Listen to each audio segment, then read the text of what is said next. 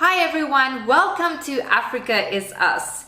This is your part 2 for solutions and issues regarding the sexual violence plague and violence against women. Now remember, this is a 2-part series. So if you want to know the issues that I discussed last week, check the link at the bottom of your screen right now and first watch part 1.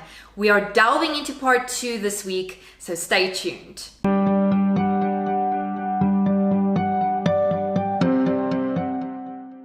As you will recall, last week we spoke about the why. Why do we have such an issue with sexual violence and violence against women in South Africa, and why do we not see enough progress in this regard? What is halting progress? What is the barrier or the barriers to this progress? I highlighted 2 barriers last week. One was the issue with research and one was the issue with reporting. So again, if you want to check that out, first go to part 1. Today though, we are taking it further and we're talking about the other 2 issues that I identified: inadequate shelters and assistance for victims, and cultural norms, beliefs and perceptions. So we're delving right into it and we're starting with cultural norms, beliefs and perceptions. Now, this is one issue that is creating a real barrier to the effective dealing with sexual violence and violence against women. We do live in a very patriarchal society, and that makes a very big impact on dealing with sexual violence. Women in many communities feel like men are in charge. They are the boss, and therefore they are the ones that get to call the shots, including those that have to do with intimacy and even sex during marriage. So for example, the research showed that most women felt and understood that if their parents had paid lobola for the marriage, then they were considered to be obligated to give their husbands sex whenever and how much ever he wanted it to happen during the marriage, even if it was forced and even if it was non-consensual. So you can see how that really relates to perceptions and cultural norms and beliefs and how that has a real impact on this. I also highlighted last week that there are many situations in which forced sex is not seen as sexual assault or a crime or as rape. So for example, in the practice of, and please excuse my pronunciation, I hope it is correct, but in the practice of ukuthwala, for example, it is not seen as rape, even if the woman needs to be held down for the sexual act to occur, because it is not seen as being something evil. It's seen as a cleansing ceremony. So even if it was non-consensual, even if the person or the woman had to be held down, it's not rape and it's not criminal, and the woman would probably not report it. Another example would be the one on your screen right now, and this was research, very interesting research done. And you can see the institute that did the research on the links on my news and events page as always.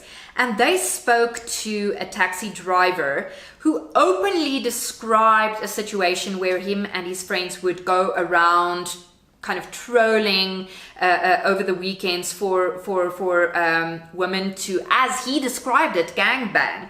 And you can really see here on the excerpt in front of you his story. And it says here, you know, when the interview pointed out to him that his actions constituted rape, he was visibly astonished. What was most striking was his spontaneous and indignant response, which said, "But these women, they force us to rape them." He followed his astonishing disavowal of male agency by explaining that he and his friends picked only those women who asked for it. And when he was asked to define what he meant, he said the cheeky ones, or the ones that look you in the eye. So you can see how this creates a really false perception of what is wrong, what is right, what is criminal and what is not when it comes to violence against women and sexual violence. And approaching this topic is going to take a lot of work, commitment, and with that always comes resources. Because it's going to take education, it's going to take input into communities, really assisting and not going in there and spending a day talking about the issue of sexual violence and disappearing. ongoing assistance and community programs that educate women, that educate boys, and that educate men. So that is one of the other barriers that I could find to us not dealing with this problem effectively. The last barrier I found was inadequate shelters for victims and not enough access to these shelters. Now, the National Development Plan actually had a whole section on shelters, and it really called for more resources to be given to shelters, for more shelters to be opened, for more shelters to be assisted. But in practice, that is not what happened. For now, we still see shelters severely understaffed, severely under-resourced, and most shelters are relying on outside funding and their own funding initiatives to help keep things moving forward. For example, the government gives a really, really low stipend to shelters to help them assist. Now, let's just see what shelters are supposed to do, right? Most shelters take in victims for a period of 3 to 6 months. In this 3 to 6 month period, they are supposed to provide lodging, 3 meals per day or food, some kind of educational program where they teach these women skills that they can go out into the world and use to bring an income with. So many of the women that enter these shelters are uneducated. They've never worked. They have children that they need to support, and they need to be in a better position than they were coming in. Otherwise, they would find themselves in the exact same situations. So as you can see, all of this obviously takes, again, resources. Then, as I've said, many of these women have children. So these children need to be looked after. These children need to be taken care of. And if they are attending skills programs and educational programs, there needs to be some kind of creche or childcare facility for these children while the women are increasing their skill. Now, that is the basic things that shelters need to provide. As of now, there are shelters in KZN that receive, and listen to this, they receive 86 Rand per day per bed. That is the assistance that government is giving to these shelters. With that 86 Rand, that woman needs to stay for 3 to 6 months, needs to get 3 meals a day, needs to get a bed, needs to get skill development, needs to possibly have assistance with childcare. And not only that, with that money and within that period of time, she needs to leave that shelter, be educated, be able to stand on her own 2 feet, and be able to be in a better position than she was in when she came to the shelter in the first place. The further pressure that is placed on the shelter is that government says that there needs to be a turnaround rate. So they want to obviously make the statistics for shelters look really good.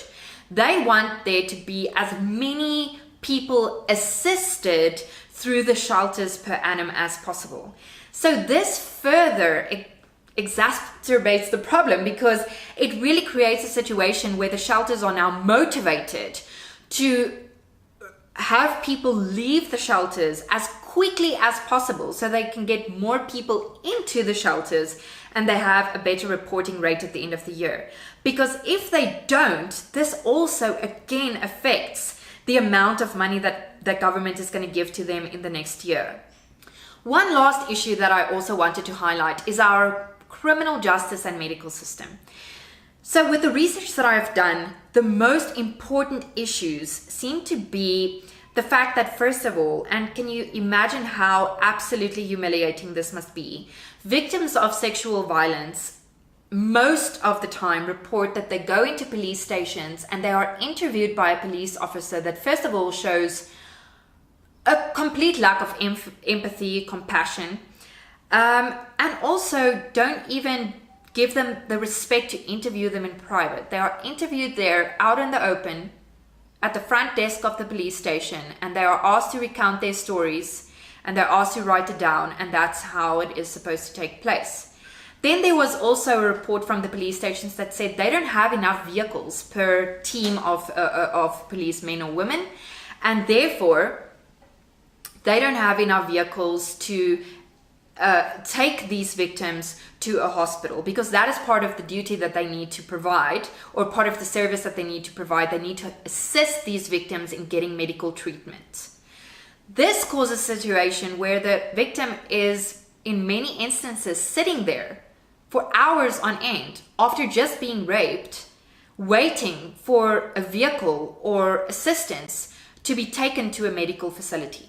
Once they get to the medical facility, the research also shows that the major problems there are, again, under resources. So not enough staff knowing how to exactly deal with this situation. Many victims don't want to be treated by men, which is understandable, but they don't have the option really to choose, because this is all that is available to them. The next issue is the fact that the rape kits aren't always done in the correct way, the evidence isn't collected in the correct way, and it isn't passed on to the police in the correct way. So this again infiltrates how the criminal justice system works and how effective they are.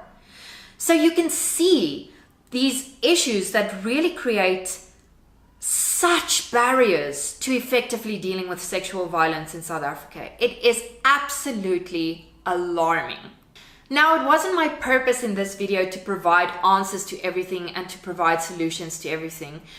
I will most certainly do episodes on that where we discuss it. I just wanted to know, why are we not effectively dealing with the sexual violence plague? What do you think are the problems, and what do you think are the main barriers in us effectively addressing sexual violence and violence against women?